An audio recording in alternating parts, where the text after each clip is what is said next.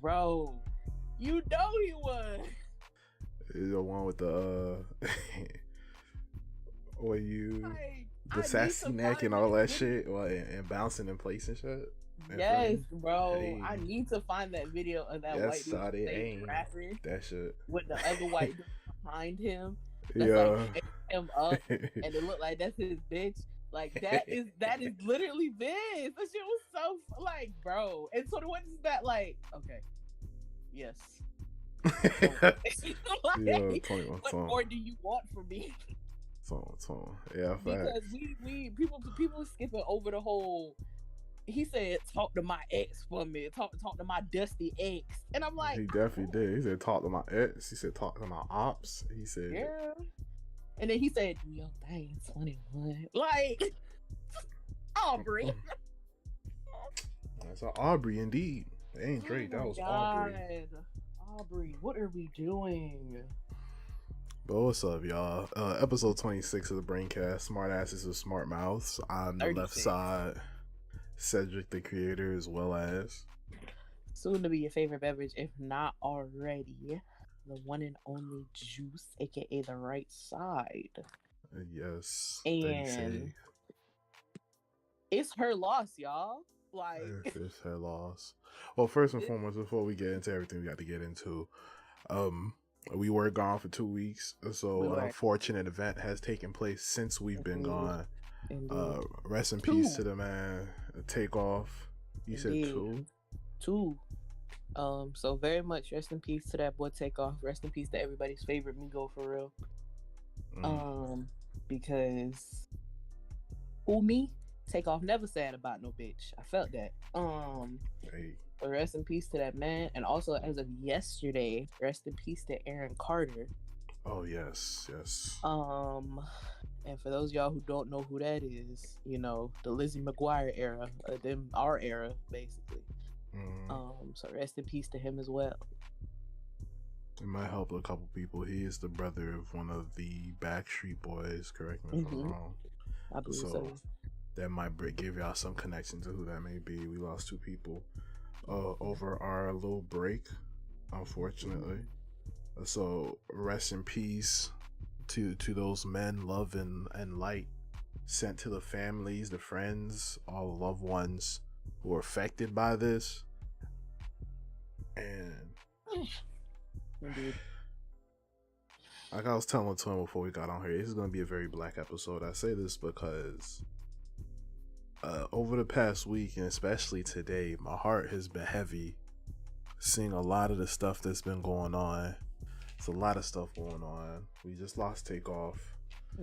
The Ye debacle that continues to get more and more chapters. Not a lot of people know about Math Hoffa, battle rapper who's turned podcaster, and that there was a little thwart with how that podcast is going on right now. They lost some big members, not necessarily from death, but from disagreements of sorts, and it makes my heart heavy. And if this ends up being a longer episode, it is what it is, because there's a lot of shit to unpack. Us black people as a whole has made our culture and our lifestyle way more complicated than it needed to. Very much. And needs to, because unfortunately black people continuously find some type of way to complicate our existence even further. Now, I'm gonna start off with this. There's black people out there that have a problem with black people speaking on black issues if it's not in a positive light, and I need y'all to shut the fuck up. You can critique the people that you love. That's number one. If you can't take criticism, that is a problem within you. Number one. And number two, you don't want to be better. That's what I have to say on that part. So understand everything that is said from this here forth is a criticism on us as a people and us as a culture. At least from my part, I know Twins gonna have her own stuff to say as well as I bring up such topics that we're going to discuss today. Um, and when I say it's a real black episode, I mean it. I'm over here sipping on Modelo Negra. That's how you know it's black as shit. Oh man, I'm trying to make this as funny as possible, but a lot of this stuff is serious, at least to me. At least to me. I mean, to me and Twin are technically the same person, so I know it's just as important to her as well. So to start off, we're gonna circle back to the unfortunate passing of Takeoff that happened sometime last week. I'm forgetting the exact time that happened. Tuesday, I want to say. I think so.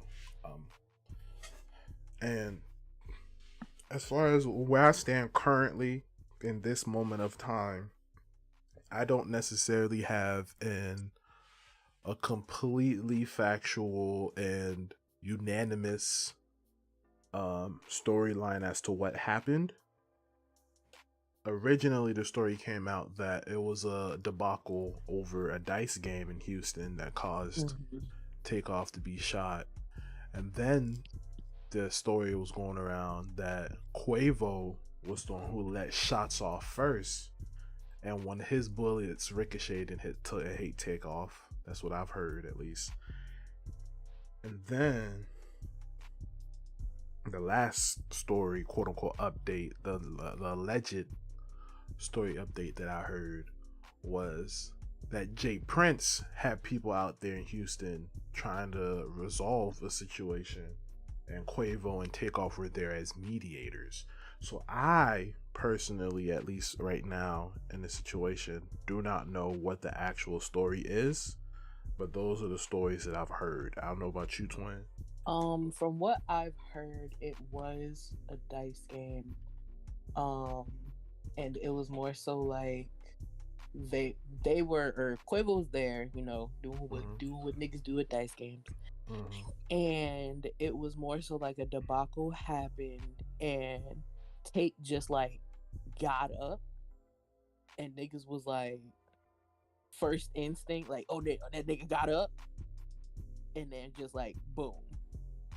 Right. Because like a dispute happened, and Tate like just stood up and was like, but like obviously first instinct, nigga just stand up, it's a fight happening. We, you know, amongst niggas that, you know, carry guns, what's the first thing that's gonna come to your mind? Safety. And boom. But from what I did hear, yes, they are definitely looking at this label kinda because it was their security that let the shot off. It wasn't like one of the ops, one of the people that they was with. It was somebody that was supposed to be there protecting them. Right. And instead of you like looking or like, you know, being aware of your surroundings or something like that, in them 2 seconds, you know, that's what happened. And me personally, everybody was like, it was a real mixed response of not for me, but on the timeline. When I was going to say me personally, my personal timeline, it was more of a mixed response of like, well, if you made this much money, what you doing at a dice game, you know? And the response to that will forever be, you can take a nigga out the hood, but you can't take the hood out of a nigga. Shit. And y'all just gotta let that shit be.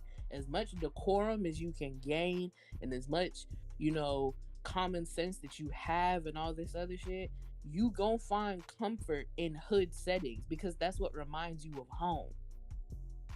It's simple as that. It's certain shit that remind everybody of home, and sometimes the hood is that. Hood settings, a dice game. Sometimes niggas don't want to go to the casino because, bitch, I know, but everybody know the casino is a scam. And when I got as much money as I do, you're not finna scam me out of all my fucking money, especially when I know what your job is. It's to make me lose so that way you gain. We go to a dice game, I know what the wins is. I know what the losses is. I know what can happen if somebody don't pay. I know what can happen if I don't pay. But I'm not going to put myself in a situation where I can't do that because I know when to back out when I ain't got it no more. Right. So when things like this occur, it's more so like you can't really fault them for doing some shit that's just regular to them. You know the risk, you know the reward, but at the same time, these are two very unproblematic people. And when I say unproblematic, I mean just that. Like, this ain't respectfully PNB Rock unproblematic, who was also very unproblematic, but for whatever the reason, you had niggas just hating on you like that. This is unproblematic, as in, like, just as many niggas don't like you. It's just them niggas might not like you, but they not finna step to you for whatever the reason, whether that be where you from, who you with, who they know you know, or any of that. Right. These niggas ain't finna just go out their way to be like, you know what? Fuck that nigga. I'm finna go ruin his day. No. Crazy. So it's just like, that shit had me baffled. Like, truth be told. Right. That shit had me extremely baffled because I was like, of all people? I'm always gonna say of all people because none of the murders that have happened have had me like, yep, knew that shit was coming, because I didn't. Right. The last like 3, 4, 5 niggas that done got shot in the industry, I'd have been like, really? Him? It be the niggas you least expect for real. And it every time it happened, it be once again somebody else you least expect. The last nigga I expected to get shot was PNB Rock. Takeoff, I never thought in a million years I would hear this shit. Because out of the Migos, he was the most unproblematic. He was the most unproblematic. When I say everybody's favorite Migo, I mean that. That boy was just chilling. He was just there. Throughout he was everything the best Quavo rapper was out of the whole group. Throughout everything Quavo was going through, throughout everything Offset was going through, Takeoff was chilling. He was just there. And I'm like, what are we doing? And he's the one that gotta pay a price. I thought this shit was a joke. I said, ain't no way. Had I not heard it from the person I heard it from, I would have been like, be fucking for real. It's ridiculous, bro. And it leads me to the first point that I want to make and talk about, because it's getting ridiculous. Takeoff, PNB Rock, Pop Smoke, XXX Tentacion, all of these men, all of these talented people getting shot over frivolous things. You shot X over a motorcycle. Shit, from what I know, and correct me if I'm wrong, whether it's you, Twin, or anybody else in the comments who maybe listen to this after this, Pop Smoke got shot just because you heard where he was at. Just fucking cuz, bro. Just because you heard where he was at. PNB Rock got shot for his, number one, his location being shared, from what I know, as well as apparently people had some issue with them. Y'all went back and forth on like an IG live or some shit, whatever the fuck. And Takeoff dies because he caught a stray bullet for a situation that had nothing to do with him. Y'all are getting crazy. You're getting crazy. Over what? Over what, bro? We letting shots ring for what? The thing that be baffling me for real, bro, other than these like senseless ass killings, is the fact that the people that the children, because that's what it is, the motherfuckers that are doing this shit, that are pulling these triggers, bro, like young bulls, without Takeoff's event, they be kids, bro. Like, they caught the nigga that shot PNB Rock. That nigga was 16. What are we doing? Why aren't you in school? Because honestly, the thing about it, and it brings me to gang culture, a whole another thing that we could talk about. A lot of people that I've seen, at least in recent years, Because the thing about it is, as much as we can be like, we can blame gangs or whatever the case is, for folks who have ever looked into gang culture for real, gangs weren't started to do this. They that wasn't the case at all. A lot of gangs were created to protect the hood.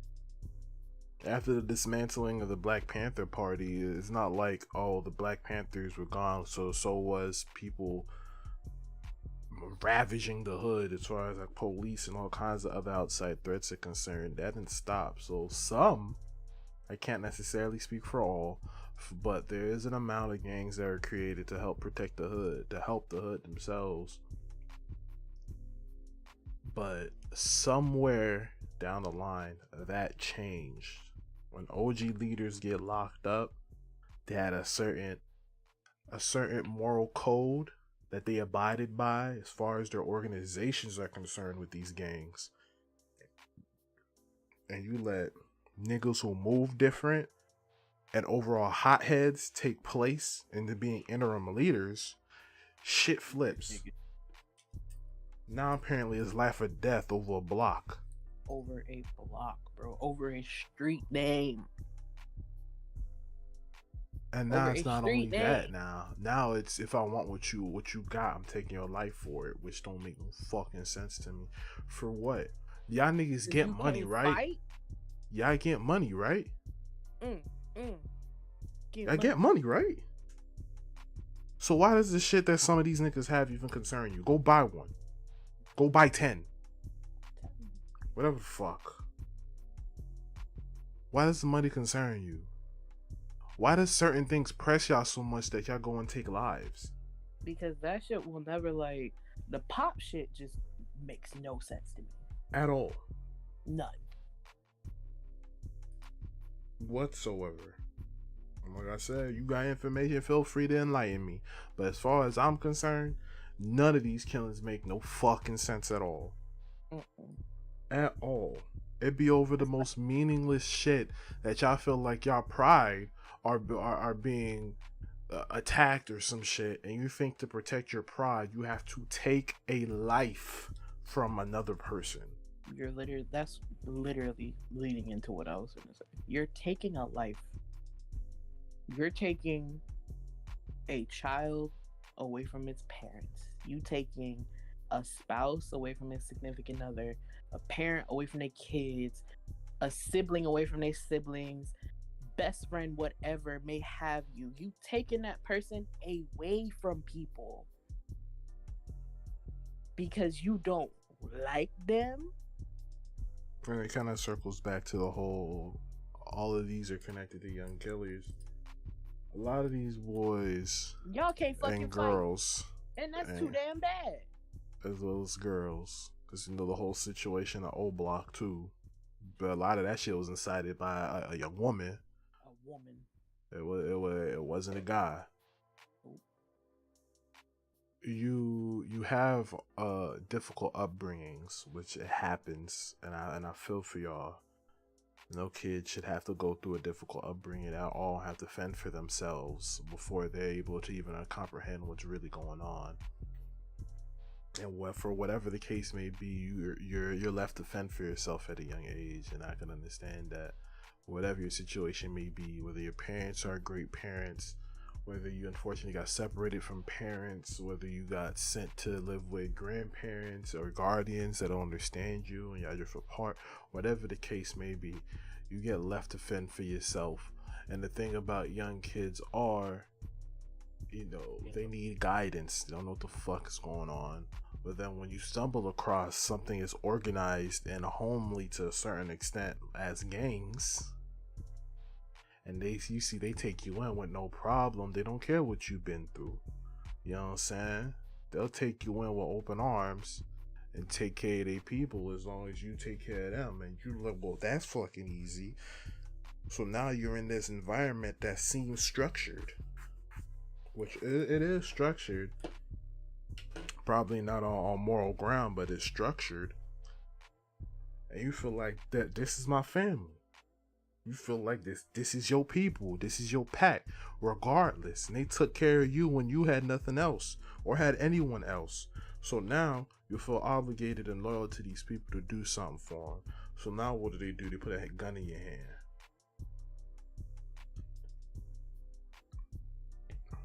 And now it's time for you to run for the pack. We sliding on the op. What you about to do? If you really about the fam for real, you gonna do what needs to be done. You with us or not? I got a test to study for. Are you with us or not? I have a test to study for. Niggas don't give a fuck about tests. This is a test to see if you run with the fucking fam for real. If you really bout it. You've been talking shit for as long as you've been with us. That you love us. This is fam. It is what it is. I'm gonna do whatever I can for you, big homie. Now it's time to deliver.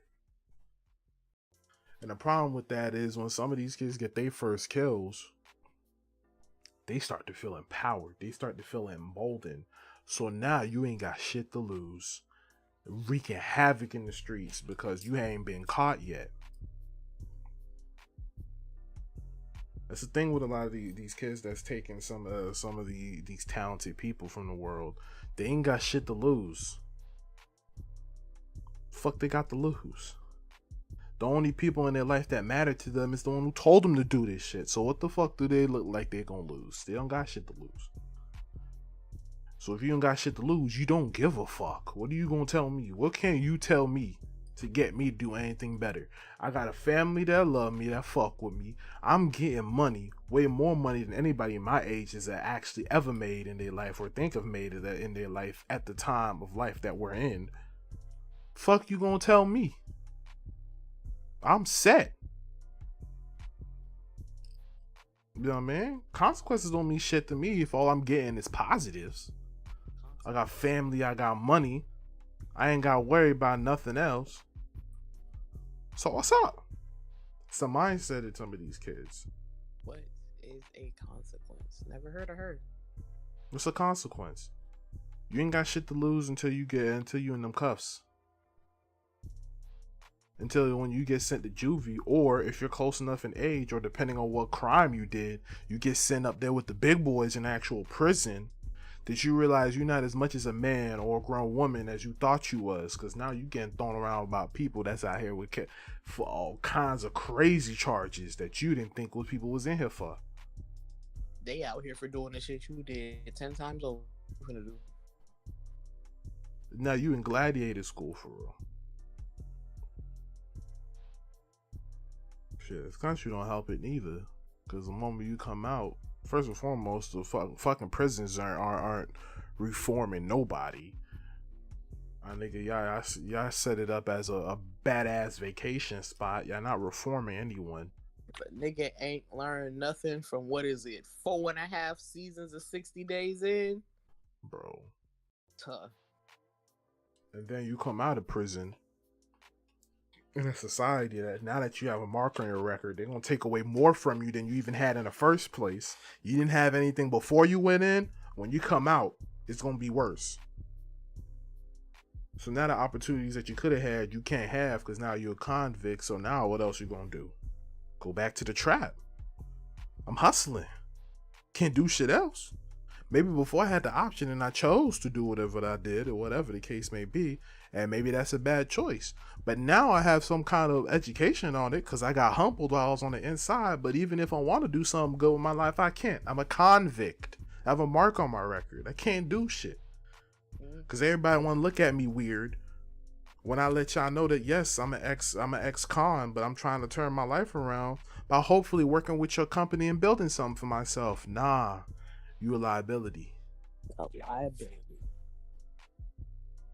Meanwhile, I'm trying to work a 9 to 5. All I did was kill a nigga. Perfect example. Now, for folks who don't necessarily follow battle rap, you don't know who I'm talking about. But there's a young man with the name Tsunami Surf. Short name Sue Surf. Grew up in Newark, New Jersey. Unfortunate upbringing. Ends up linking up with the Rolling 60s. But the thing about him that's different is ever since he was a kid, he could rap. Oh, he could rap. Everywhere he went, he was the best rapper there. Period. Then we get to the early days of YouTube. In grind time, a battle rap league is popping up, going crazy. That turns into the Ultimate Rap League. Those starting to go crazy. 2010 comes around. He makes his debut on the platform. He starts wilding. He blacking out on folks. Oh, damn. Niggas is like, this man can rap his ass off. Now he's starting to get real money. Problem with that is, the shit you was doing in the street don't stop just because you rapping. So now while he's rapping, he's doing all of these battles. And in between battles, you doing shit for your own music. You pushing mixtapes, all kinds of stuff. You making money off of merchant battles, and that's great and all. But the thing about that is, now you dealing with the shit that you was doing in the street. While he's doing all of this man is fighting charges. We talking gun charges. Oof. This man spent,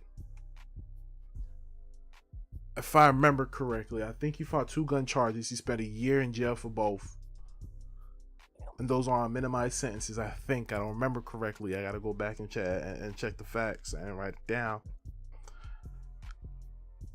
And then while he had one of the biggest battles in his career, he was fighting another charge. So now he's the golden boy. He's the golden boy of his rolling 60s sector. That boy is making money, but for some reason, him making money is not gonna stop him from going back to the streets and running with his pack. His pack been holding him down even before the money. So fuck, I look like turning my back on my boys. During this time, you're gonna go drop off a shorty that you was spending the night with. All right, cool. Problem is, she live in the ops section. Oh. You stop at a traffic light, they pull up on the right side of your vehicle and touch you 5 times. 1 graze your arm, 3 go in the rib, and another one I think went into his stomach. Luckily, when he made it to the hospital, because what he did was, after he got shot, he luckily was able to stumble out of his car. He landed in another random guy's car and said, "Take me to the hospital." Luckily, he landed in a good guy's car who took him to the hospital. They were able to take out those bullets and he was able to see the light again. So you might wonder where this story ends. Well, I'll tell you, current day, he's considered a battle rap legend. He started getting into commentary and making content, stuff like that. So you think he's off good? No. That man was just arrested. They got him on RICO charges. He might not see the light again. They got that man on RICO.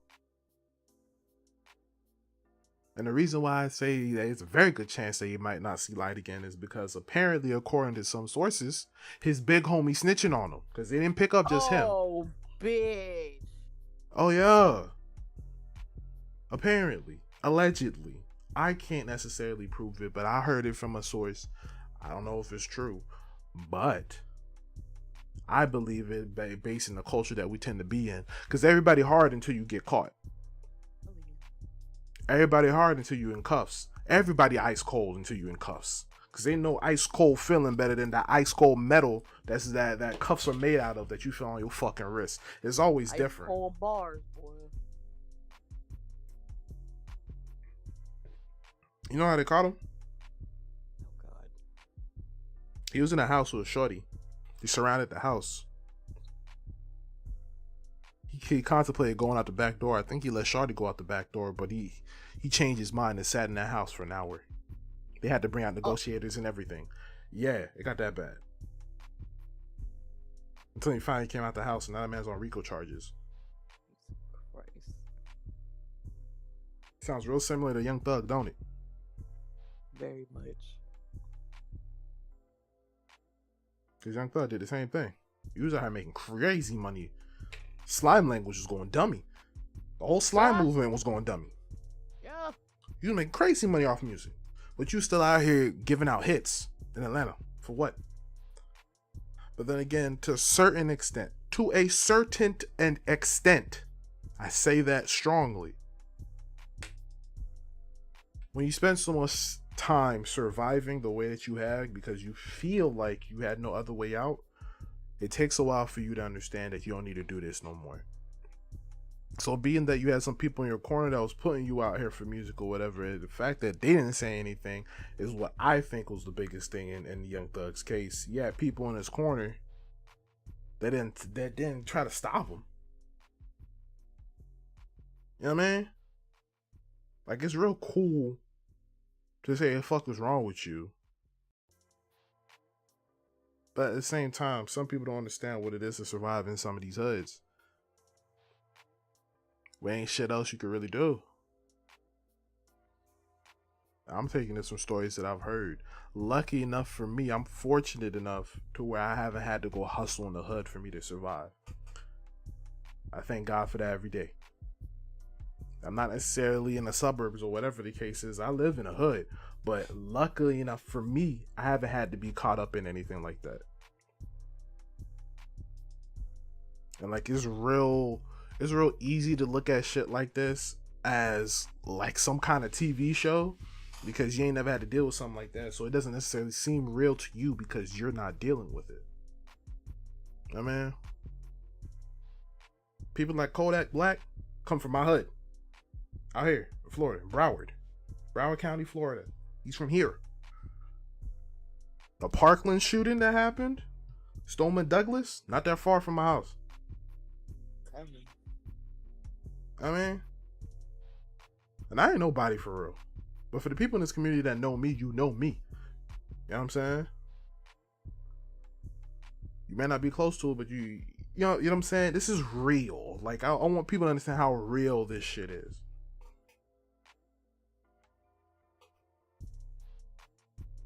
And sometimes it feels like the Matrix.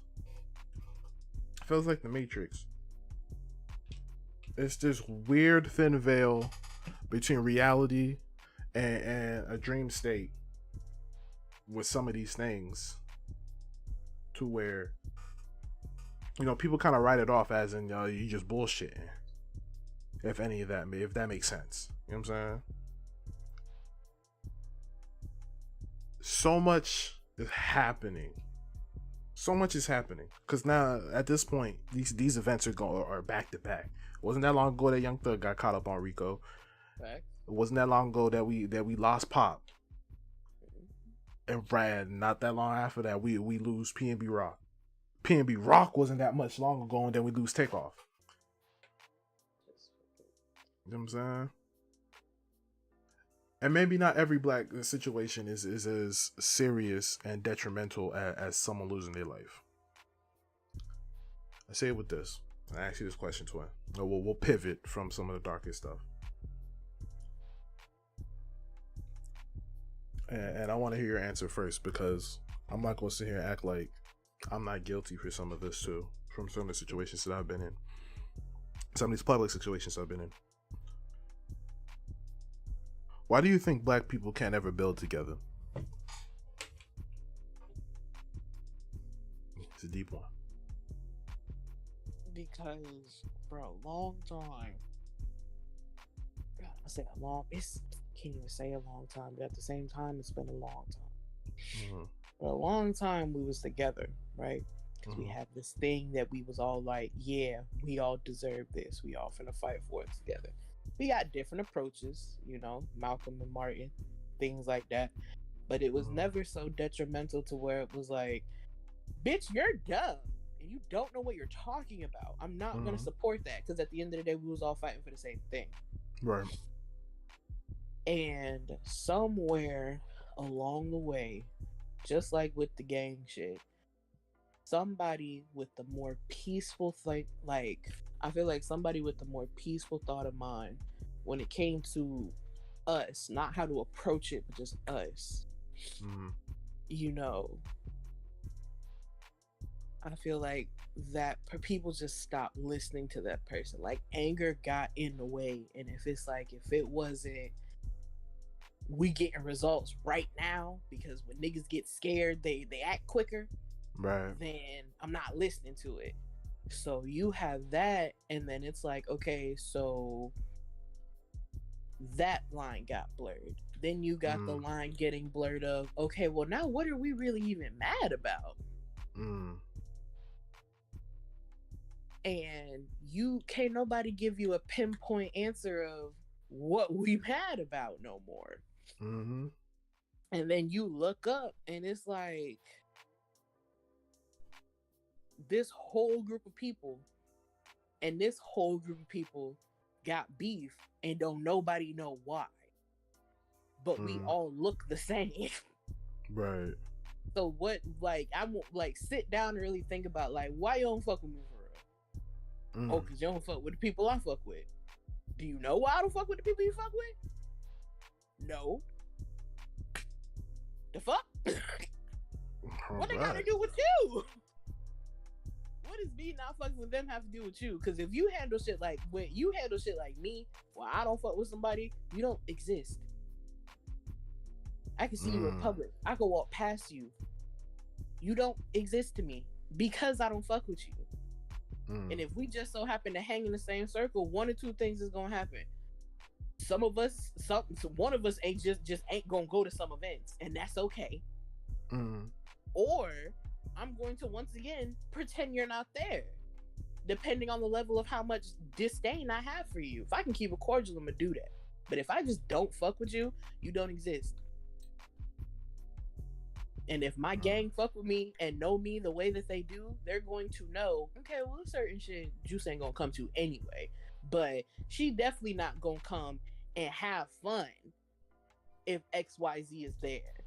So we gonna say something, she gonna ask who gonna be there, we gonna tell her, and whatever answer she give is whatever answer she give. Right. But it's just one of them things of like, do anybody know why you don't fuck with this person? Or has it just turned into I fuck with them and they don't fuck with you, so I don't fuck with you either? And if that's what it done turned into, that's dumb. Because loyalty and delusion are two different things.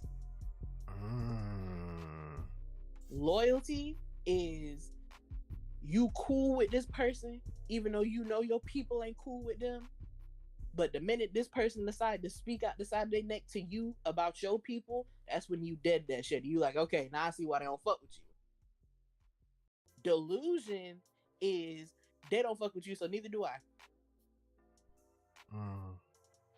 Cause I'm never going to say, you know, I don't trust my friend's judgment. I don't trust my people's judgment, because I do. They clearly don't like you for a reason. And they can tell me, you know, this is what happened and this is why we fell out. Okay. Now, going based off that, if I done peep something and then I hear that, I'm like, you know what? We might not fuck with each other after a while, but I'm not finna waste my time. Okay, cool. But if it's just one of them things where let me see what happened, and that situation with them don't happen with me,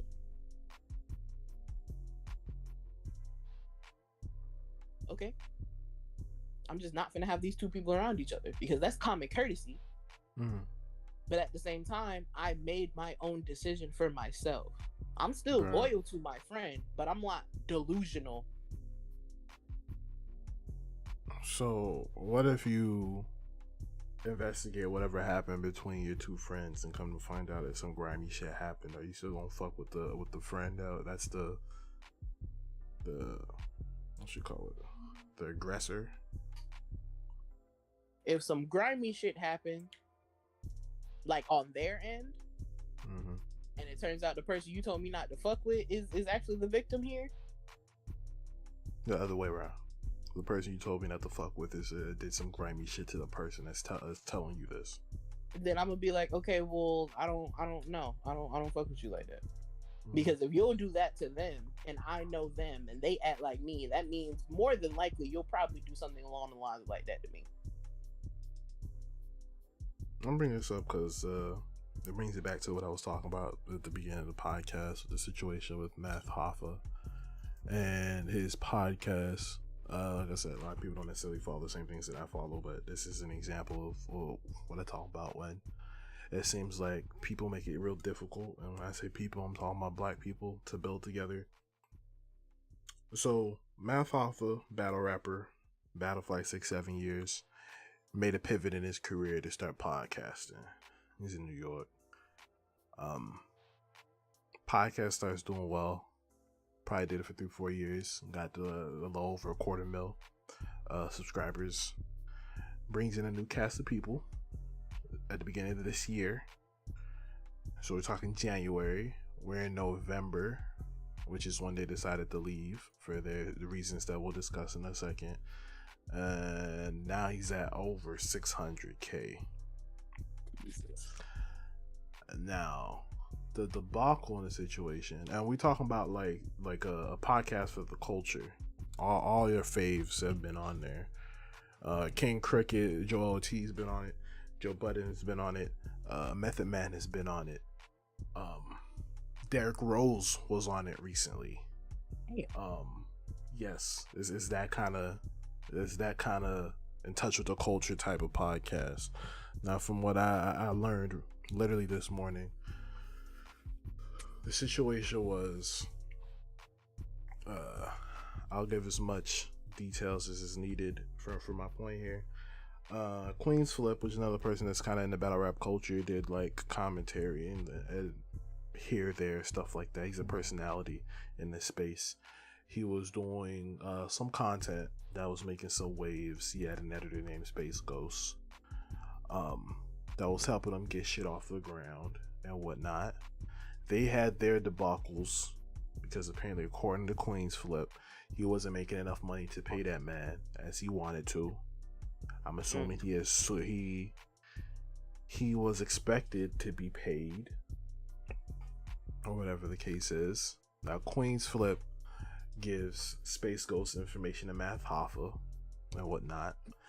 Then Space Ghost ends up doing work with Math Hoffa on this podcast, which is what's helped him get to the 250 mark I was talking about before.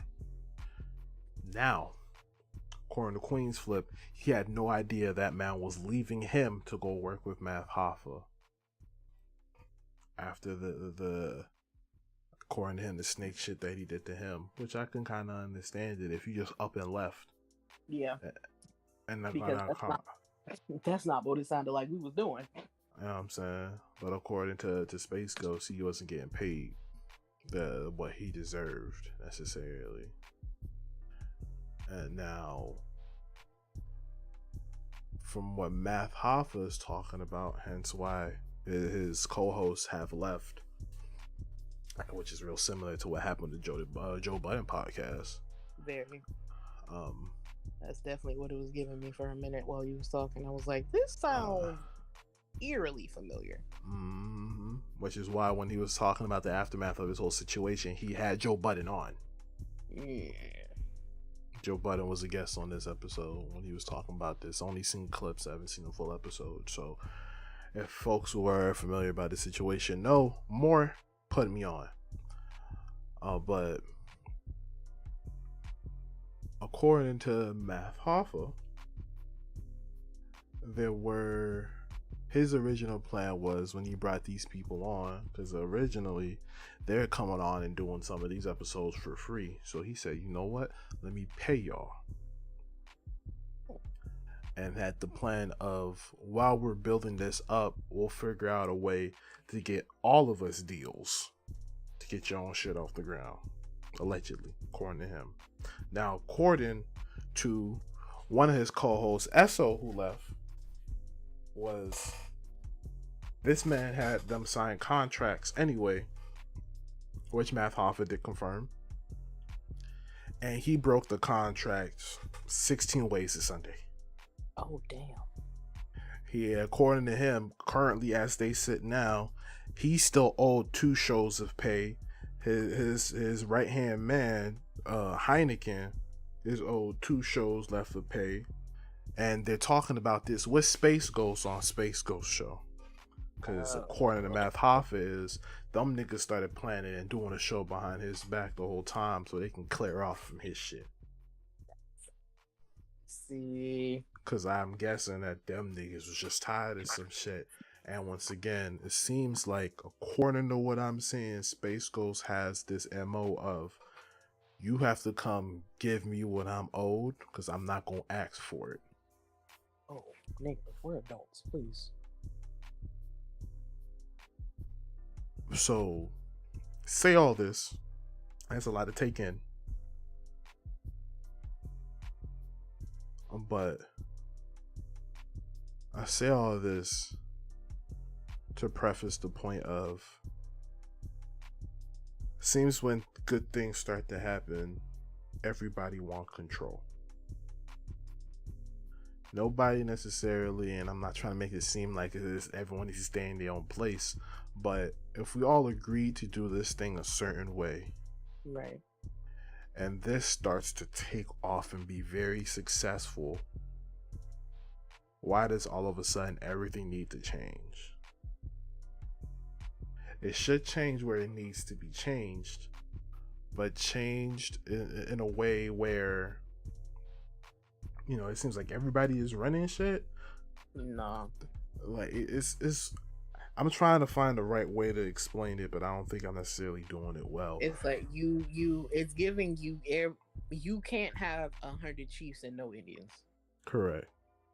But also the chief has to respect the Indians. I say this because let's go back to the Math Hoffa thing. According to Space Ghost, he wasn't necessarily getting the respect that he deserved because apparently he says that he was told by Math Hoffa that he's just an editor. You know what I'm saying? And according to Esso, because Heineken's his right hand man, those two is like a package deal type thing. According to Esso, Heineken was told that he's not necessarily valued or needed.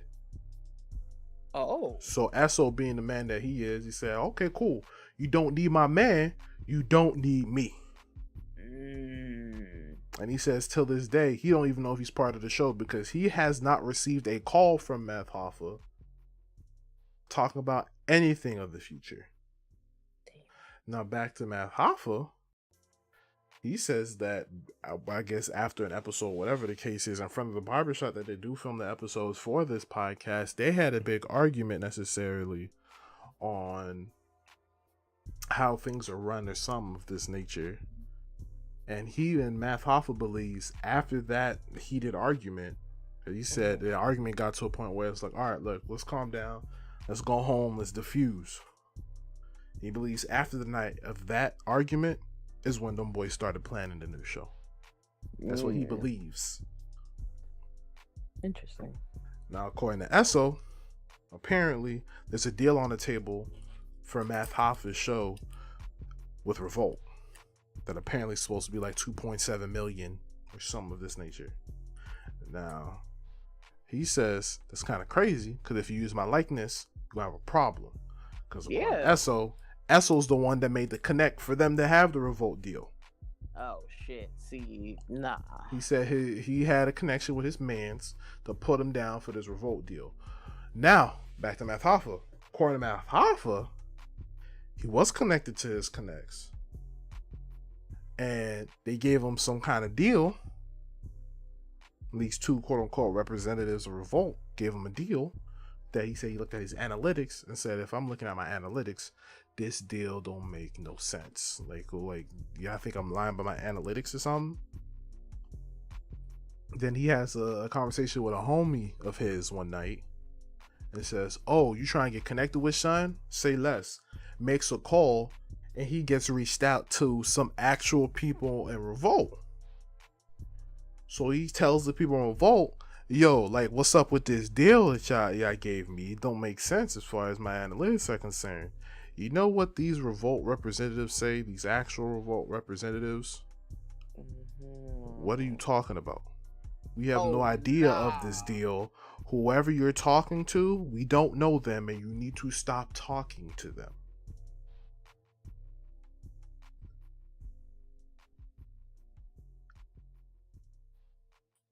It's a lot. And to wrap this whole thing in a bow with this Math Hoffa shit, the way that I'm seeing it, I think the only way that the only people that really know everything that went on It's Math Hoffa and them boys Of course. to tie the timeline down.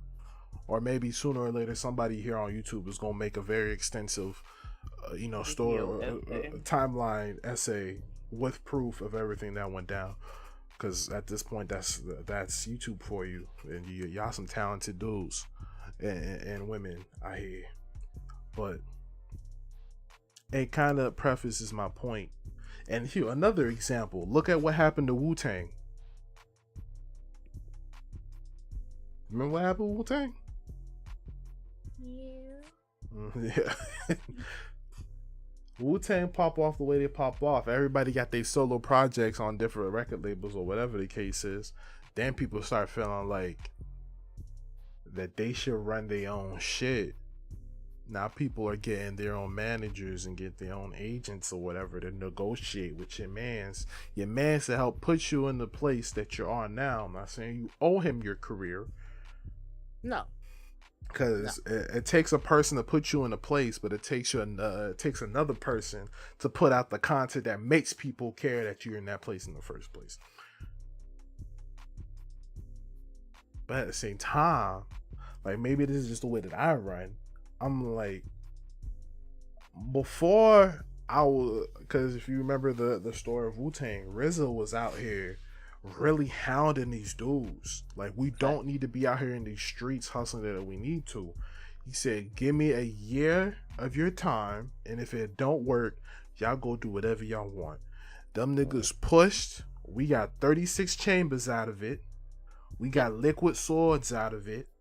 Yep. We got, I don't remember Method Man's debut album, but we got the Method Man joint. We got the Jizza joint. You know what I'm saying? We got the Ghostface joint. We got ODB's joint. We all know at one point Wu-Tang was so much on fire that as much as Wu-Wear wasn't all that great looking, niggas wanted Wu-Wear. It's me, I'm niggas. Wu-Tang was that hot. But then it got to a point where now money's in the picture. Niggas want their masters now. Niggas want to be off of Wu-Tang Productions and go have their own deals with the labels that they were sent to. And then for a very long time, Wu-Tang ain't really nothing to fuck with. No pun intended.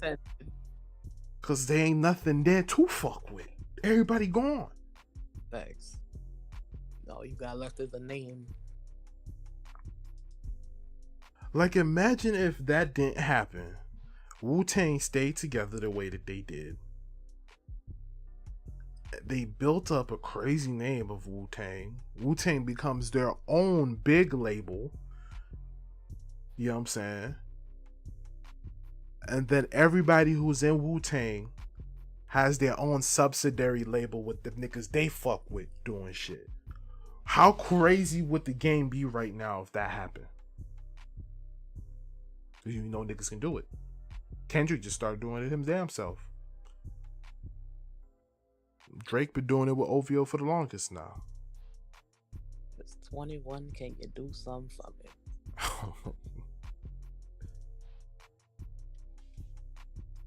Even in my own situation, because I'm a victim to it too. Not even a victim.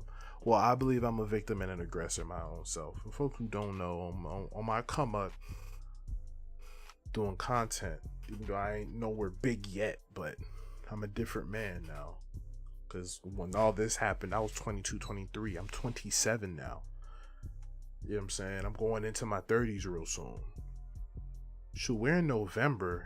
It's almost 27 and a half. I'm going to be 28 before I fucking know it. On my come up, I started streaming. I did streaming here on YouTube, which we'll talk about my YouTube future later on. And during this time, me and some people I met on the platform came together and we were doing content together. We even made a content group brand. We were pushing it. We were doing well. We moved over to Twitch. We have footholds in pretty big communities. We were doing pretty well. We were. There are certain things that people were doing that I wasn't necessarily a fan of, and I tried to talk to people about it. They did whatever they did. Pretty much, I was shutting the whole thing down. Here's the thing: I don't rent this. For folks who've heard the more extensive story about what happened to me, I never wanted to be a leader. I was never chosen to be a leader. This was a group effort. That's what this was. But I got to a point where, since I felt like I can do no wrong, that I had the position to, I don't want to say exile, because it didn't get to that point. It got to a point where I should have corrected the way certain people move. You know what I mean?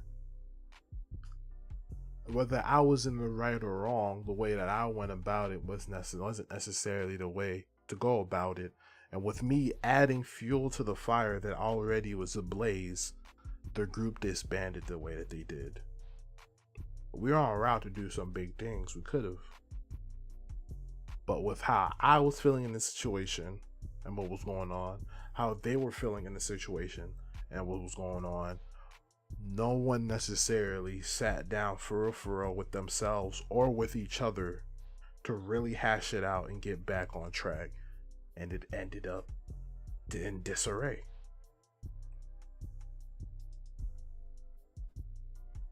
This feeling of control that feels like, I feel like it's a common thread with black people, that we need to necessarily be in control. And I think it comes with that innate feeling of having to be independent and being able to stand your own ground. As we know, us people as a black culture do pretty well. We can handle ourselves. You know what I mean? There's not much black people that I've met and seen that don't know how to take care of business when they need to take care of business. You know what I mean?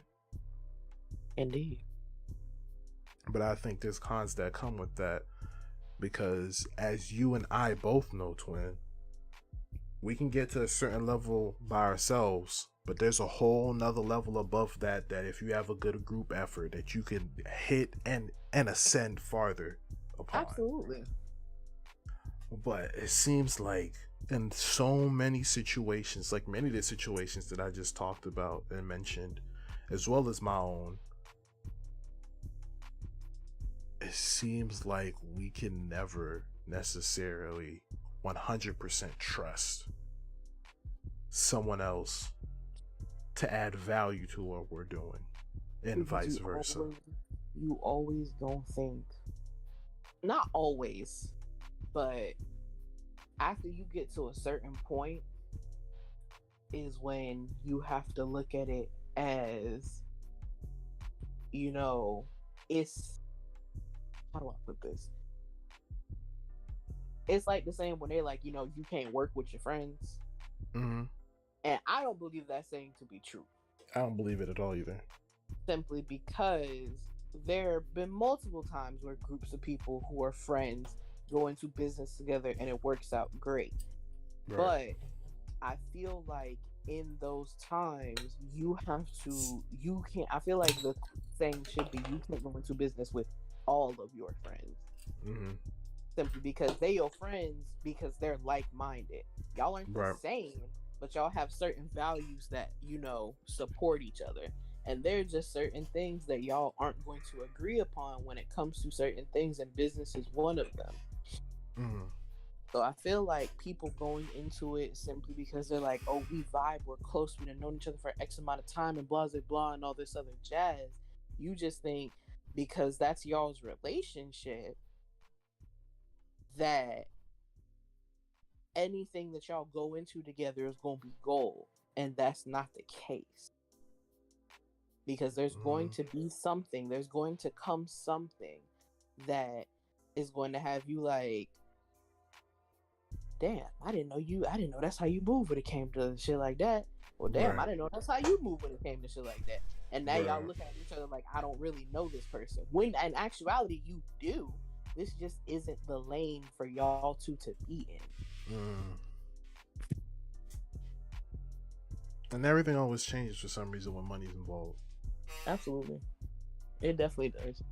I can look back on my own situation when Money I does indeed first change some people. facts. That's a fact. Like bringing it back to my situation when I first got affiliate on Twitch 3 months after I came over to Twitch and started streaming. My niggas were making kind of certain jokes here and there. Like how all of a sudden our group Discord became my Discord. Shit like that. Oh, see, that's hater energy. How when the podcast that we were trying to do, nobody was coming up with ideas until I had to come up and be like, all right, what we talking about this week? Anybody have any ideas? Because we could do X, Y, and Z. We could do 1, 2, and 3. All right, that's so cool. That's so cool. And then when it comes down to execution, it's 100% always jokes and all this kinds of stuff. You know what I'm saying? Part of it could be, yes, me. I was overworking myself. I was trying to prove something. Right. And I could admit that. I was probably trying too hard to work. But at the same time, there are certain moments where they weren't trying to work enough. So it's wrongs on both sides in that situation. That's where that feeling comes in of, damn, do I really know this person? I'm glad you say that. We can talk about the Ye thing now. Folks who don't know, there's more chapters in this Ye thing. It's a never-ending saga at this point, y'all. Kanye or Ye now. That man's currently on an apology tour.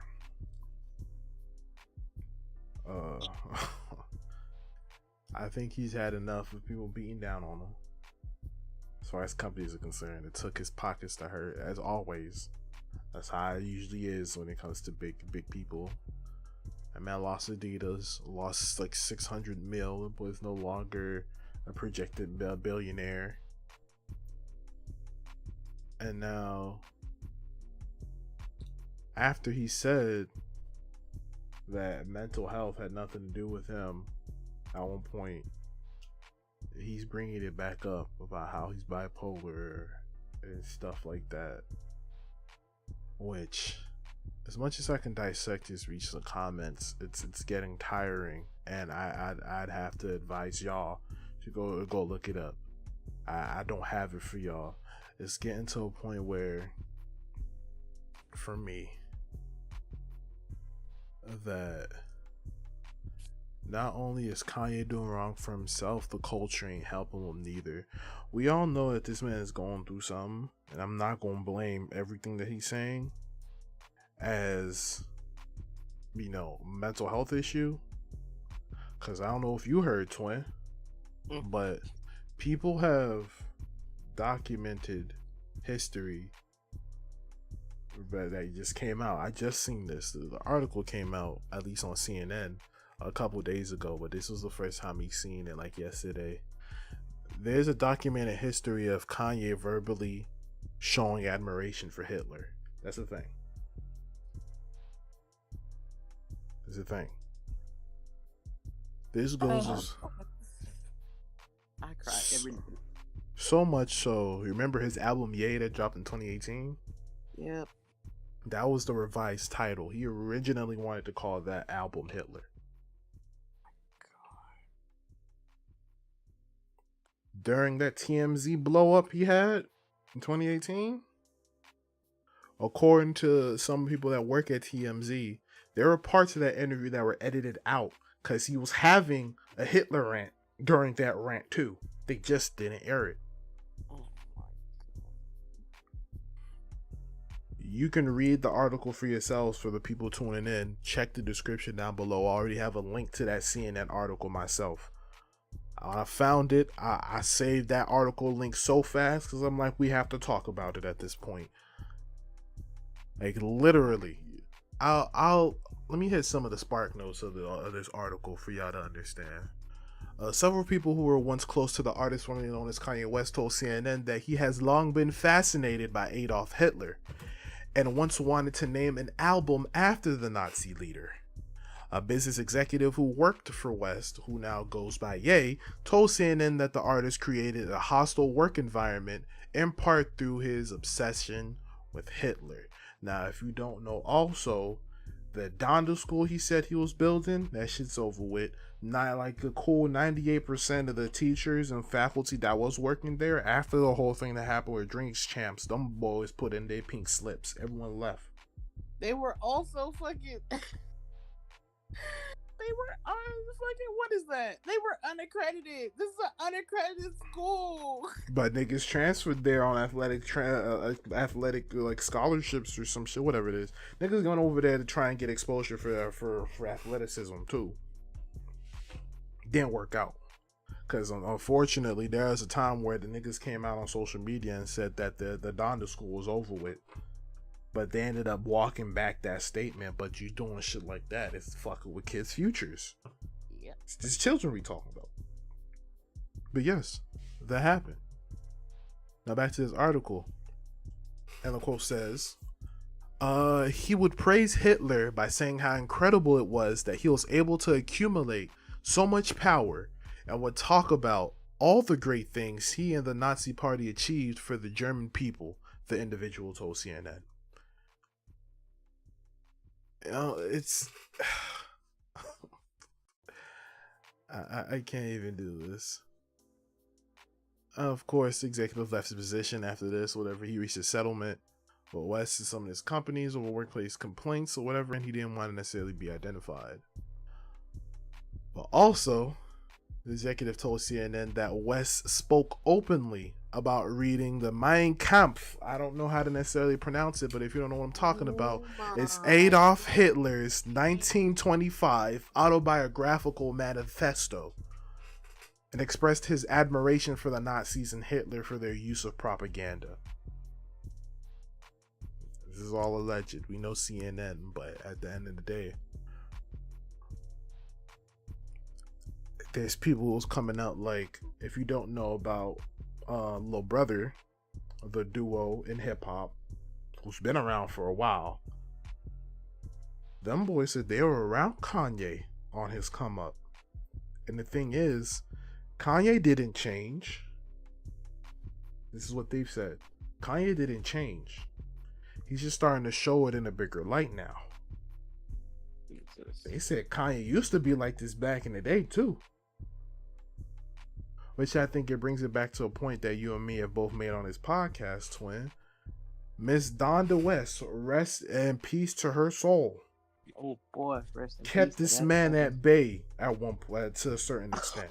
No, kept him at bay is an excellent way to put it. Kept him at bay. Brought him to him like, in this world, there's certain things you can't just be saying, look, Kanye. And it ain't. It ain't. You can't just say the first thing that come to mind, baby. Everybody ain't gonna like that.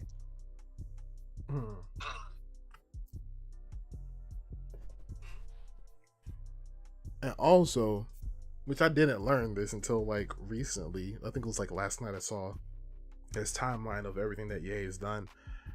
I didn't know that before the whole Taylor Swift incident at the award show, that was the second time of him doing it. This nigga did this at a Euro show too, a couple years before that. So that wasn't the first time. This is a second. This is a repeat offense by the time he did that.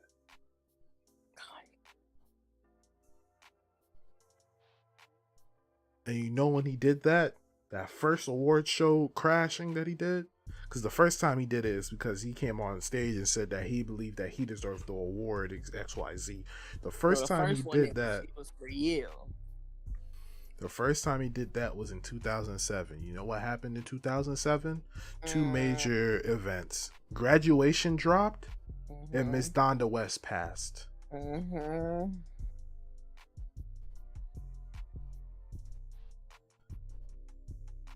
And now, I'm not going to blame everything that Kanye does on mental health. I believe that's a very irresponsible and dismissive thing to do. Absolutely. Do I believe that it adds to it? Absolutely, yes. Also, yes, absolutely. Because this God complex and delusions of grandeur that he has Nobody just has that. That's not just something that is built in anybody. Remember, he has bipolar disorder. When he does things like, from what Noriega said, from what Nori said, before that infamous Drink Champs interview that we all know about, this man cutting down on Jewish people, he said before we started recording, Kanye wasn't talking like this at all. But the moment we cut the cameras on, he's unleashing all these kinds of crazy stuff, and it was one of those things where in the moment it's kind of numbing. You don't necessarily realize it until you watch afterward. Now, do I believe that Kanye completely understands some of the things he is saying? Absolutely, yes. You do. In the way that he's delivering it, do I believe that he wants to deliver it that way? Not necessarily. Also, it's recorded that Ye's inner circle knows about this admiration for Hitler that he has, which to me leaves a bad taste in my mouth. Absolutely. You didn't check your mans when he was talking crazy like this? Nope. At all? Nope. And that reminds me of part 3 of Genius. If y'all ain't seen that doc, that Kanye West doc on Netflix, or at least watch that 3rd part, I advise you to. I think this was during his DR trip. I think this is around the time when he was working on Donda. And he's talking to like these executives, and it seems like he's not making any kind of sense. And it got to a point where his man just said he stopped feeling comfortable recording this. Stuff like that happens when your man's having an episode. Yeah. I do believe that a lot of the stuff that's going on right now is parts of an elongated manic episode, if you ask me. I'm no psychologist. I'm no psychiatrist. In for real, because I was gonna say the same thing. I'm not in the medical field, nor do I have the expertise to necessarily diagnose this man. But if I've ever seen a manic episode before, it's something like this. Kanye may have some very wild beliefs that nobody should necessarily endorse. But do I believe that someone in his position that makes the amount of money that he does would willingly go off and crush everything he's built like this? No way. I don't care how much we know Kanye don't give a fuck about what he's saying. What he's not going to do is everything that he worked his ass off to get in the first place, completely throw it in the dumpster and light it on fire. Because whether we want to say it or not, that Kanye who was fighting for people to give him a chance to rap for real and made college dropout, I believe that Kanye's still in him. I don't think that Kanye went anywhere. The only thing is, unfortunately, that Kanye, that college dropout Kanye, that Kanye that wanted to change hip hop and give people another chance, give people a chance to talk about anything else besides clapping another black man or black person in the streets, which black on black crime is a whole nother topic, which I don't even know we have enough time to talk about right now. That's a whole nother thing to unpack on another episode, but we unpacked it a little bit honestly in the beginning, but it is what it is. That Kanye that was fighting for that just unfortunately is compounded by the Kanye we're seeing right now. That's what I believe as far as Kanye is concerned. Everybody processing their grief a different way, because a piece of me, very large piece of me, you know, just like Swin said, I'm not going to chalk it all up to mental health, but the pieces that I'm not chalking up to mental health, I am going to chalk up to grief. Still, I am going to chalk it up to everybody don't grieve the same way, everybody don't grieve at the same, you know, in the same amount of time, and grief happens in stages. And the longest stage of that is denial. Sure. Denial and bargaining. And he just, at the end of the day, I feel like this Kanye is just that young man that misses his mother. and he doesn't know how to grieve properly because ain't nobody worried about him grieving necessarily. They worried about getting these projects out. What happened to Ye? What happened to the genius? What happened to that man? Not only that, y'all keep putting a microphone in the face of this man that's losing also, yeah, stop doing that, please. Holy shit. It's just like you wouldn't. It's just like when a child grows up in a home that's not necessarily the best environment, but they telling everybody fucking business. Just like you don't want them telling the world what the fuck going on, you shouldn't want Ye to give his opinions on the stupid shit that y'all be asking him about. Man, because it's dumb shit. One thing at this point that I gotta accept is I don't think this is something that we're ever gonna completely understand. That's just what it is. I was watching Ebro and Nadeska and Lo talk about it on Rap Life Review for Apple Music, and this is something I don't think we're ever gonna understand. I do believe that he needs help. I don't know if he's taking meds or not right now. If he's not, get him some. At the same time, I don't want to say sedate the man, but whatever can help somebody dissect this man and understand where he's coming from so we can steer him in the right direction, I need that to be done. I don't believe. The last thing that I want, not to cut you off, twin. No, go ahead. Is for the Ye that we know now, that Kanye that everyone's seeing at the moment, to be the legacy that we remember. I don't want that because he deserved better than that. Hopefully. Because let me keep it 100. I don't want people to keep thinking that this is us covering for your Kanye at all. Adidas should have dropped his ass. Adidas should have dropped his ass. He was talking crazy. This man thinking that George Floyd died because of drugs. Watch your mouth. You talking crazy. And I'm not a fan at all. At all. But let's say on the other side of the same token, I really feel like this man Kanye is troubled.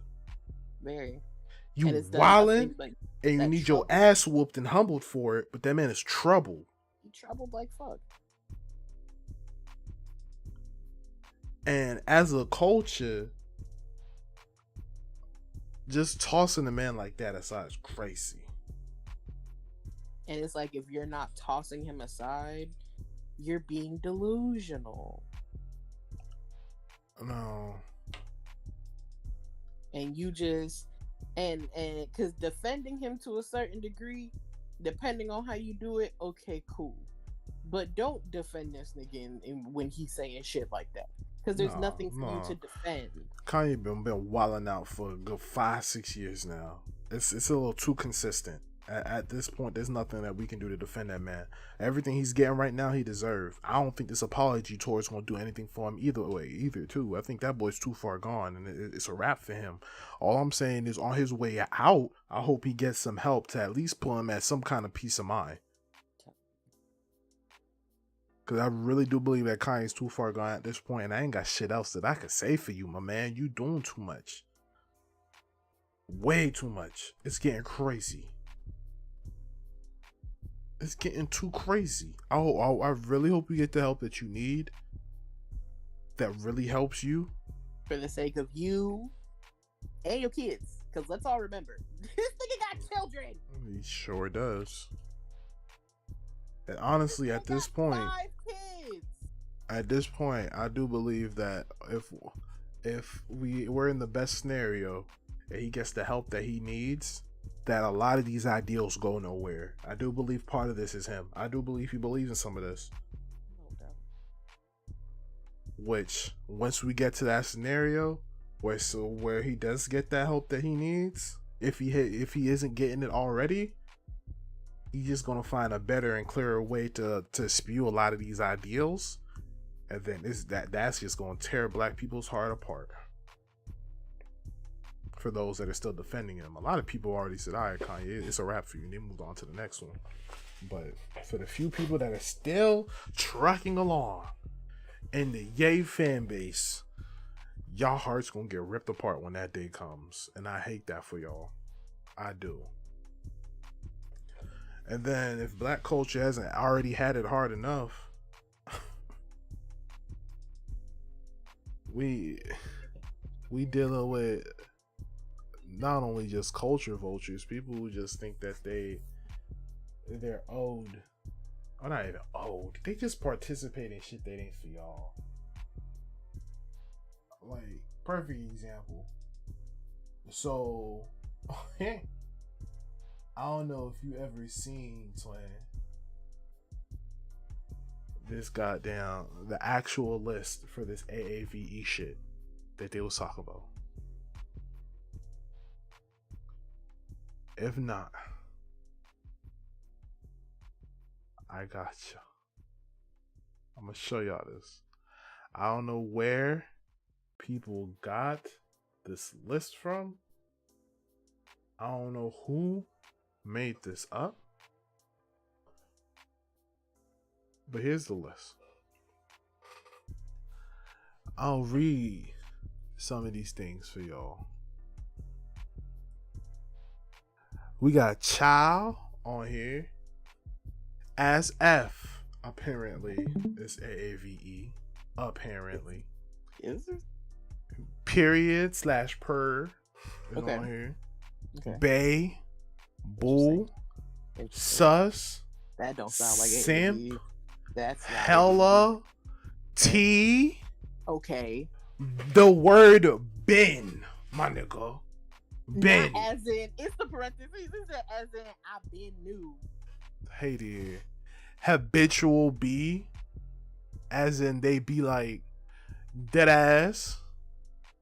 Head ass. Which this is a New York thing, not necessarily, not really a AAVE thing, but a head ass, doe or doe, reading someone is not this extra. I feel like what we're getting, I feel like somebody white make this list, but I feel like they're getting regional slang, AAVE, and Ebonics, and they just putting it all together.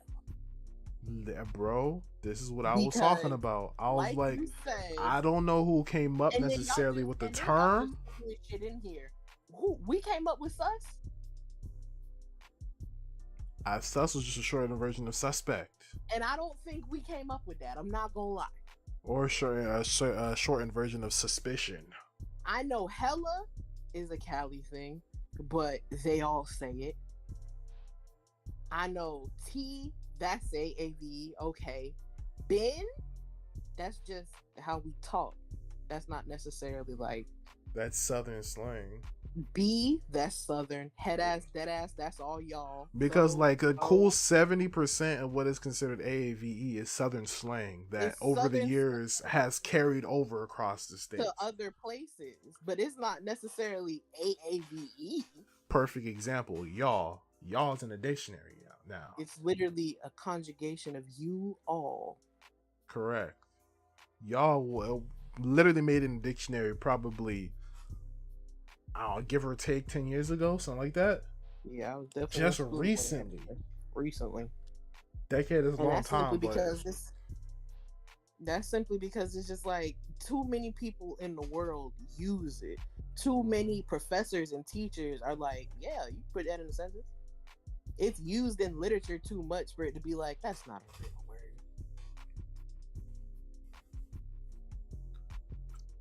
Shook, snatched, lit, funna, woke, aggie, pressed, sis. Depends on context, it's hilarious. Miss Girl. Fan. At this point, who made this list? Ghetto? Go off? Okay. I don't know who does WBK. I never got that in the text, nor have seen anybody type it out like that. Ever. Never. Don't know who made this list or where they got this shit from. Never. But this is what I'm talking about.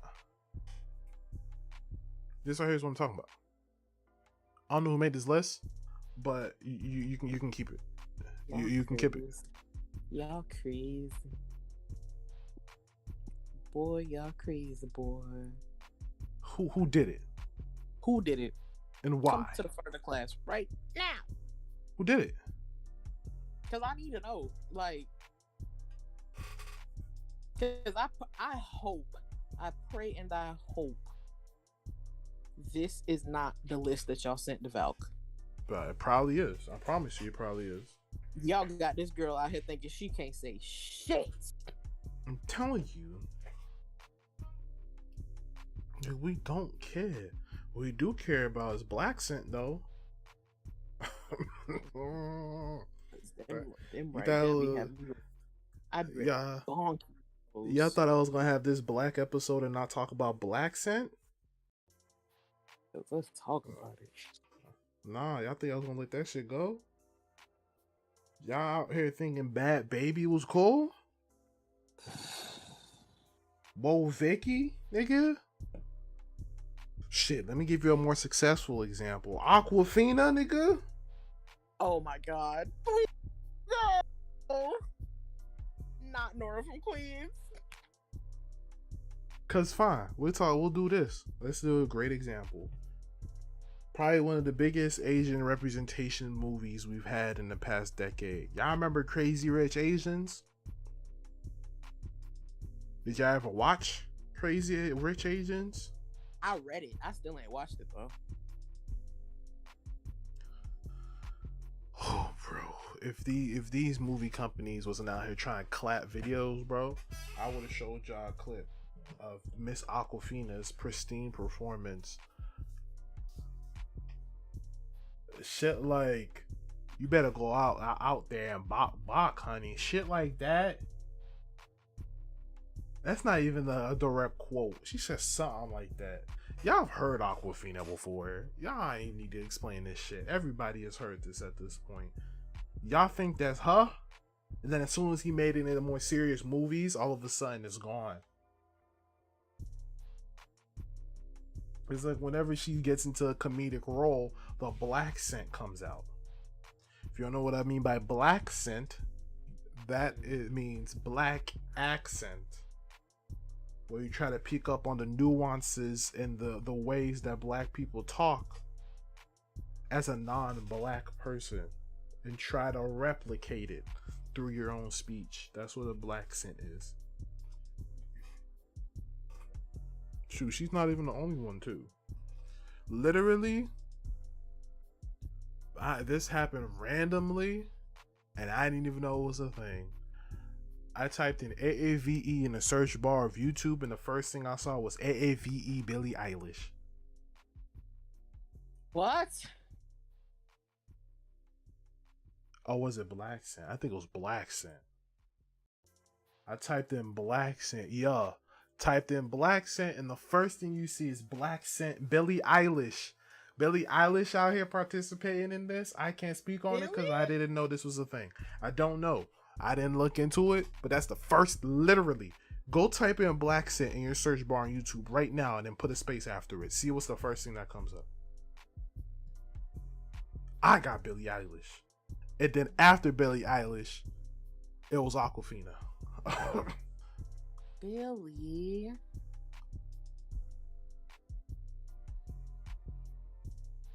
It's widespread. Shoot, people try to get Ariana Grande on it too. And you know. Oh, you see, you know, because you know about it. But you know that I don't. So because like the thing about Ari was, bro, she like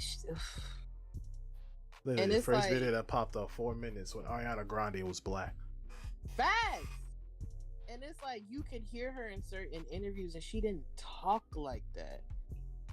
And I'm not gonna say I don't think I can correlate it to around the time when she was dating Big Sean, because that would make it so much worse.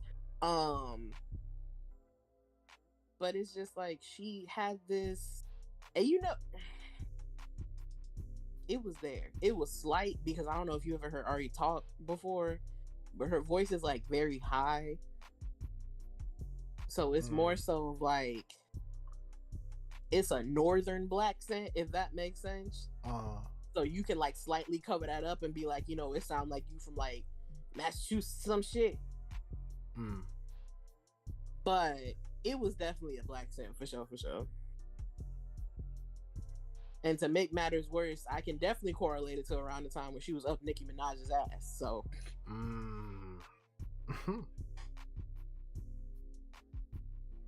And what I want y'all to understand is we don't necessarily have a problem with y'all picking up on slang here and there to a certain extent. But when it starts to sound like you become a caricature of us, and I've said this before, once you start to sound like a caricature of us, it's the damaging part of it. When you start to sound like how you do not look like, and it looks like you out here exaggerating certain words and phrases. Facts. That part there, stop it. Get some help. Figure out your own culture. When your faves is out here, and what boils my blood about it for real, what really do it for me, it's not even specific. It's specifically everyone, but the ones that really like burn my soul with it, and this shit is just on my TikTok feed, when a gay white man with acrylics hit a black man, I be ready to fight, because it's yes period when he do it, right? But niggas are mad at me for code switching when I go to work. That's crazy. And I'm like, shit like this is why when y'all hear me talk, it sounds like this. This is not my normal voice, but I've been code switching my accent for so long that it's just force of habit, to the point where when you hear it, I'm probably inebriated, and that's the only reason it's even coming out. It's because I can't code switch while I'm whatever the fuck. So it's just like. Also, this ain't new. This goes back all the way to Elvis. Don't forget Elvis Presley. Period. Yes, people. Elvis Presley wasn't necessarily a martyr of new music. He picked up his style of music from listening from old black radio stations at the time. That became his inspiration for his music. He flat out stole songs. This shit.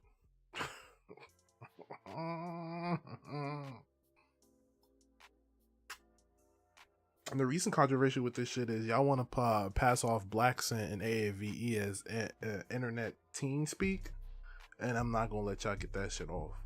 Y'all want us to hate Gen Z so bad. I'm not letting y'all get that off. Y'all want us to hate them niggas so bad, and a piece of me do, some of them, but it's only because they think. But they not for the reasons everything. y'all think. Not for the reasons y'all think. Not for the reasons y'all think. It's because y'all leave these little motherfuckers to believe that they created everything, and y'all quite literally created nothing. You just taking credit for a bunch of shit that already happened. Facts.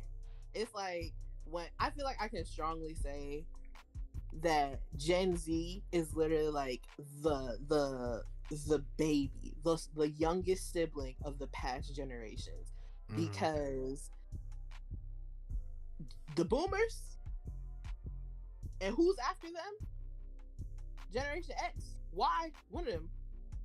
After the boomers is Gen X, yeah. Those two motherfuckers, they've exhausted so much shit between Gen Y and millennials that they just don't give a fuck what y'all doing. Y'all can get away with murder. Y'all can do whatever the fuck you want, and it's gonna be held as, oh my god, that's so good. You know what you right. Don't stand for that job that don't value you, and da da da da. You right. Make blaze that trail, bitch. We already blazed it. You just walking. You're just walking in clothes from the fucking 80s. And we did that already too.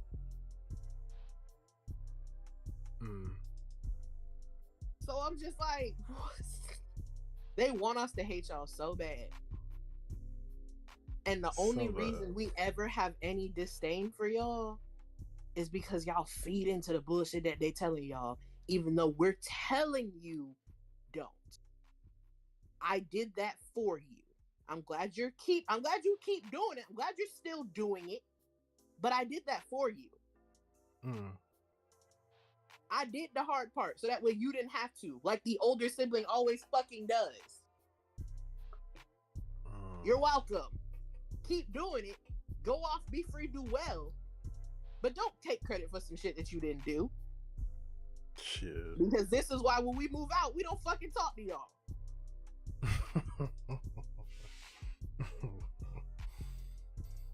That's funny. Like this whole episode, if it's all over the place, we apologize at this point. That's really what we do on this podcast. We just talk our shit about whatever topics we feel like it. Take it as a sanctioned show if you want to, or not. It is what it is. We do this because we enjoy talking about these topics. Really, that's really it. And personally, at least for me, I needed to get a lot of this stuff off my chest the best way that I can, even though I feel like I probably didn't explain a lot of things the best that I could have. But a lot of the conversations about a lot of things that we talked about today is a conversation that's not ending today. We know that because these are going to be ongoing issues for years. And probably at a later date, when we have our arguments laid out better and probably, unfortunately and fortunately, more experiences, we'll be able to have this on even deeper levels. But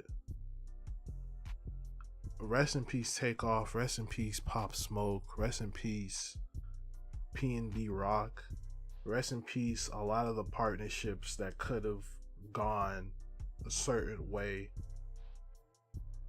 if people were able to humble themselves and have conversations that were needed. I'll say this here and I'll say this now on episode 36 of the Braincast here on November 6, 2022. If I ever change, when this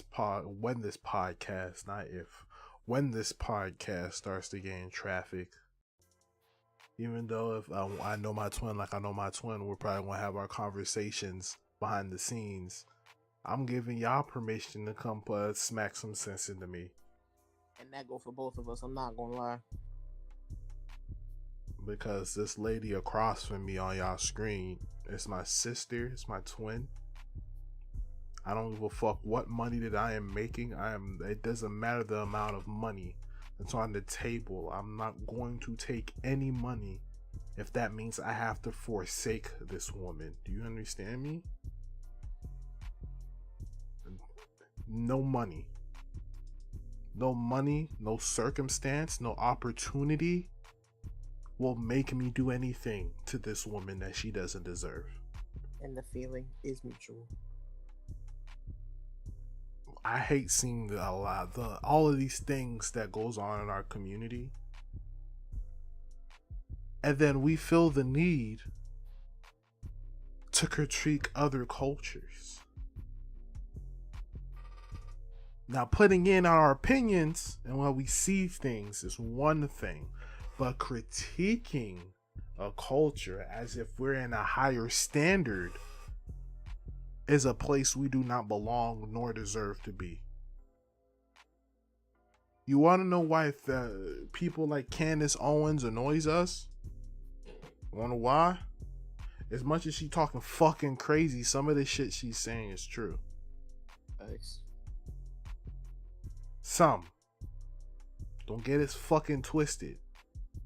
Candace Owens is a piece of shit. Okay? Absolutely. Hate that bitch.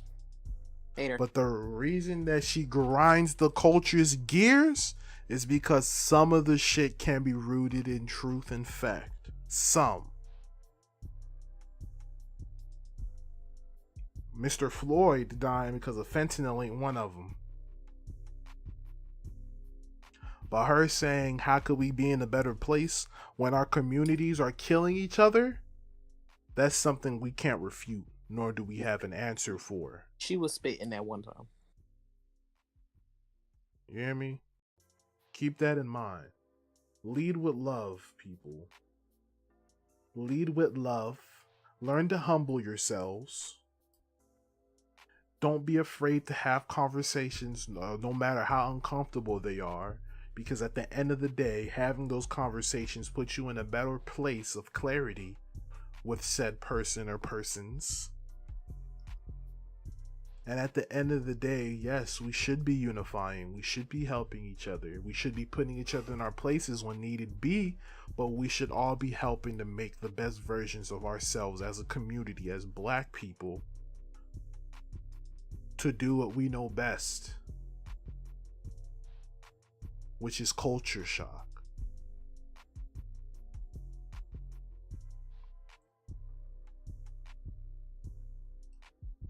That's really all I got this week. Twin, talk to the people. What you got coming up? After the pod, me and the fridge's favorite Leo, the lovely Miss R.I.P, will be back on the quarry for the second day in a row. We get y'all chapter 1 last night. If y'all want to get into that, my channel will be featuring the gameplay. Hers will be featuring the reactions. Okay, I guess so. And we're gonna give y'all a little bit of a longer gameplay today because we're starting a little earlier. If we don't finish today, it should be finished by tomorrow.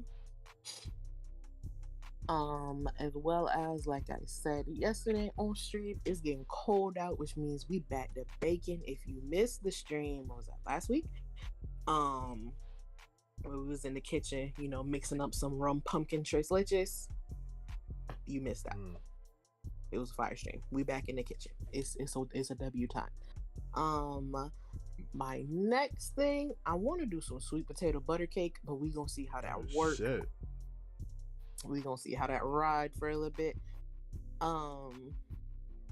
As always, you can hit the link tree on both channels, so you can hit up the game room and you can hit up the new double door fridge that has been created, the new Discord server. So lovely and helpfully created for me by my lovely left side and the homie Stage Be Vibing. And we be in there cooling, kicking it. Movie night, family night, 60 days in. Sometimes we just in there just to be fucking in there. We got a new game coming to the channel soon. Oh shit. It's a game that not a lot of people even knew that I played, because I ain't played it in a minute. And a little indie game I found for y'all that's just real cute. So that's along with just the vibes, because we know I'm a hoe for the holidays, Thanksgiving and Christmas. Oh y'all, it's gonna be a time. It's gonna be a time. Love to see it. As far as myself is concerned, for folks who did not know, remember when I said we'll be talking about my YouTube's future later on in the pod? This is that time. This week, if not tomorrow, it will be sometime this week. The homecoming stream to YouTube will be happening. At the same time as this stream is happening, the first episode of Saints Row will also be dropping on the channel. Now you better be coming to the stream and joining the stream first, and then go watching the first episode of Saints Row after. You hear me? This week is the beginning of the new era of my content. We're fully gonna be over on YouTube. I'm excited. I'm in a different mindset as far as creating content is concerned, so this is going to be a very fun time. If I was you, if you haven't done it already, go down, hit the link tree, subscribe, hit the notification bell so you get notified when all the festivities begin. It's going to be a very fun time.